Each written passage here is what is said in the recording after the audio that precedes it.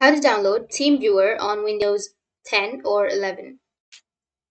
So if you want to download TeamViewer on your Windows, then first make sure that you have an internet connection. After that, you can go with your browser, any browser that you're comfortable with, and you need to search for TeamViewer download.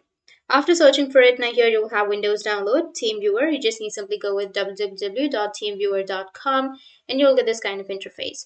Now you can just simply scroll down and select the Windows option if you're using your Windows, or if you're using your Mac OS, then you can go with Mac or Linux or any other options right here.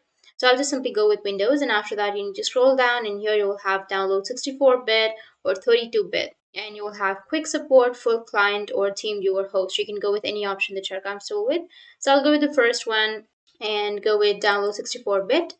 Once you click on that, then it will start installing the file. You need to go with the top right, which has that download section.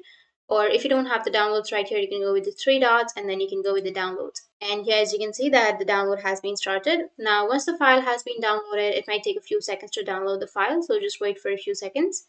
And once it's downloaded, you just need to simply click on the file. After clicking, it will take you to the setup page. Now you can go with default installation or install and set up uninterrupted access to this device. You can choose any one of these options and then you can go with accept and next. And you need to enter the username and the password, or you can go with current user. And after that, go with OK, and it will start the installation process. And after that, your TeamViewer will be installed. So that's it. And if you have any questions, feel free to comment below. Thanks for watching.